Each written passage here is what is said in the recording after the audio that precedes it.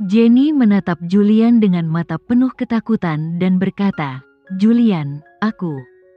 Sebelum dia sempat menyelesaikan kalimatnya, Julian meraih tangannya untuk membantunya berdiri.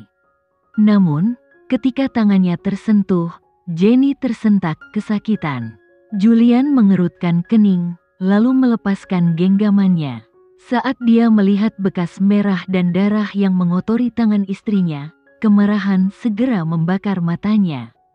Dengan penuh emosi, dia mengangkat tubuh Jenny, lalu berteriak, "Siapa yang berani melakukan ini?" Jenny hanya bisa menelan ludah. Dia ingin menjelaskan, ingin menenangkan suaminya, namun rasa sakit yang menjalar dari punggungnya membuatnya tak mampu berkata-kata.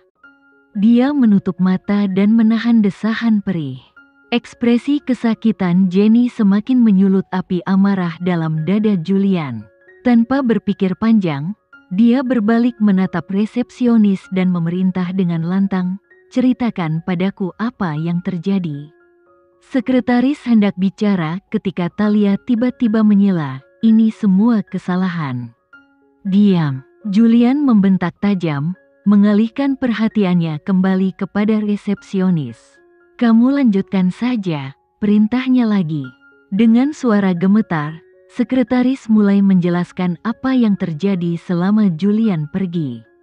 Hanya 15 menit dia meninggalkan ruangan, dan dalam waktu sesingkat itu, istrinya sudah terluka. Rafael, yang berdiri di belakang bosnya, bisa merasakan kemarahan yang mendidih dalam diri Julian. Dia bersyukur bosnya tak membawa senjata saat ini, kalau tidak mungkin dua orang akan terkapar tak bernyawa, Raka dan Thalia.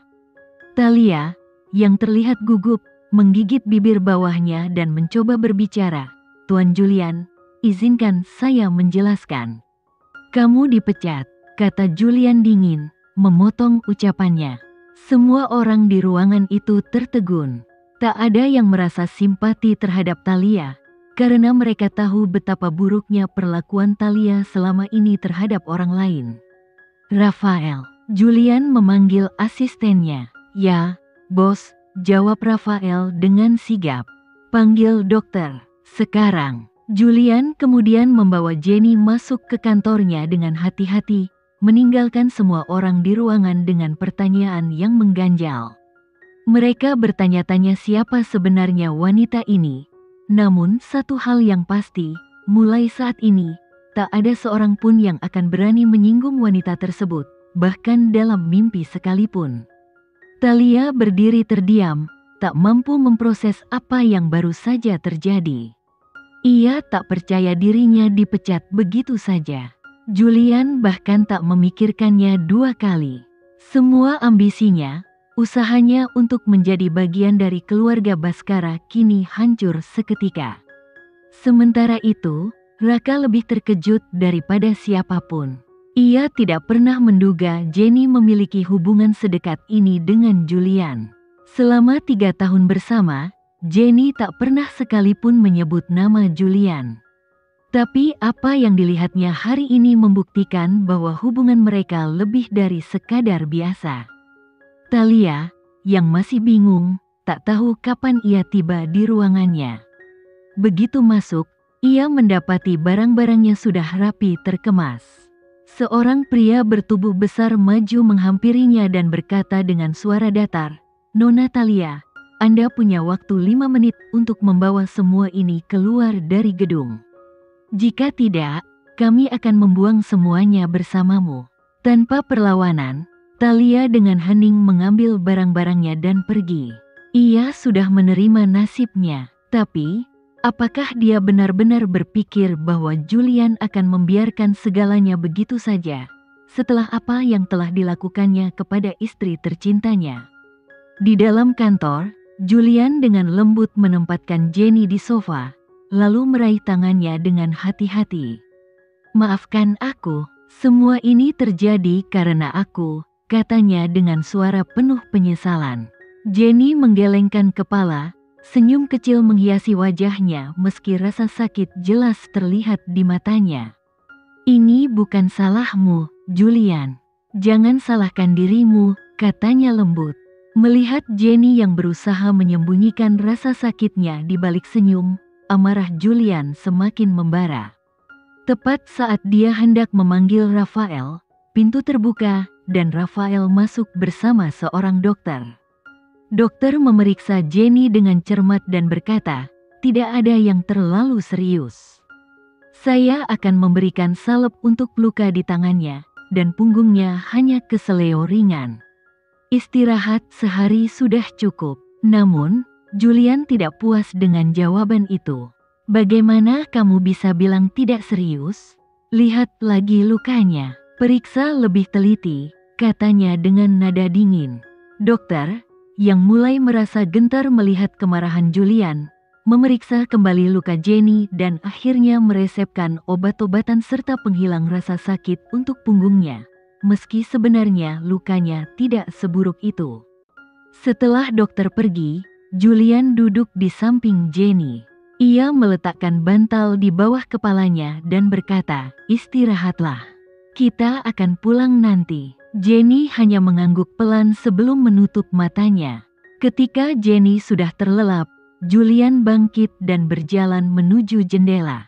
Ia mengeluarkan ponselnya, lalu menelepon seseorang. Begitu panggilan tersambung, suara di ujung sana menyahut, "Bos." Julian menyipitkan matanya, suaranya rendah tapi penuh ancaman. "Apakah pekerjaannya sudah selesai?" "Sudah, bos. Dia sudah di kamar sekarang." "Apa yang harus saya lakukan?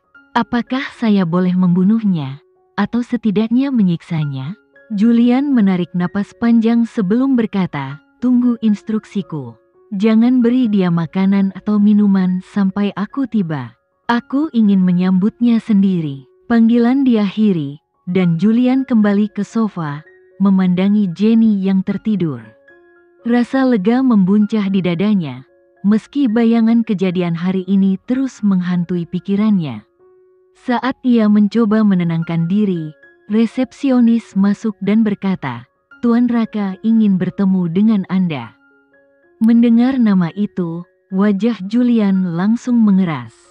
Sebelumnya, ia berencana membiarkan urusan bisnis antara Dwi Tama dan Bagotama berjalan seperti biasa. Tapi setelah apa yang dilakukan Raka, semua itu berubah. Beraninya dia melukai istrinya. Julian memberi isyarat agar Raka diizinkan masuk. Ia kemudian berjalan mendekati Jenny, menyelimutinya dengan lembut sebelum kembali ke meja kerjanya. Ketika Raka masuk, ia melihat Julian merapikan selimut Jenny dan membelai lembut pipinya. Dengan nada penuh penghinaan, Raka berkata, "Tuan Julian, saya sarankan untuk menjauh dari wanita itu. Dia tidak lebih dari sampah." Julian mengepalkan tangannya, mencoba mengendalikan amarah yang mulai memuncak. Kata-kata ayahnya terngiang di benaknya, seekor kucing tidak langsung membunuh tikus setelah menangkapnya. Berjalan menuju mejanya, ia menjawab dengan tenang, "Sebaiknya Tuan Raka tidak ikut campur dalam urusan pribadi saya." "Karena kamu di sini untuk urusan bisnis, bukan?" Raka mengangguk dan berkata, "Tentu, saya di sini untuk membicarakan kolaborasi." Julian dengan santai mengambil dokumen dari mejanya. "Tentang kolaborasi itu, saya sudah membatalkannya," katanya tanpa ekspresi.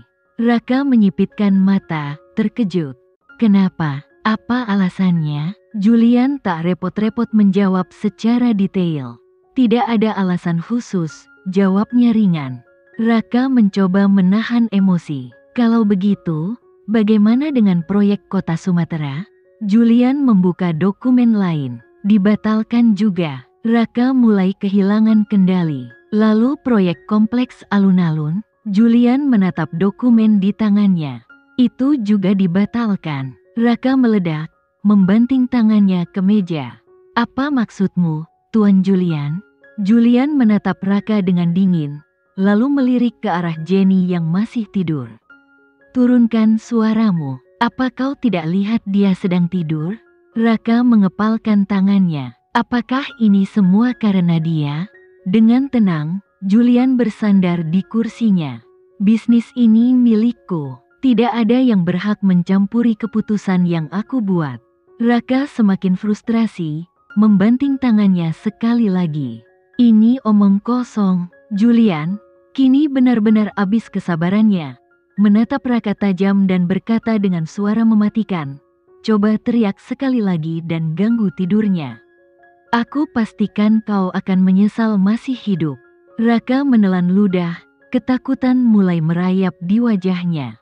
Dia tahu betapa berbahayanya Julian ketika marah, dan memutuskan untuk mencoba pendekatan yang lebih halus. Dengan nada lebih lembut, dia berkata, "Tuan Julian, kita bisa membicarakan ini. Membatalkan kolaborasi ini akan menimbulkan kerugian besar bagi Dwi Tama." Julian meletakkan dokumen-dokumen di tangannya ke meja dengan tenang. "Itu bukan urusanku," jawabnya dingin. "Kamu adalah CEO Dwi Tama, jadi itu tanggung jawabmu." Setelah berkata demikian, Julian bangkit dari kursinya, siap mengakhiri percakapan itu.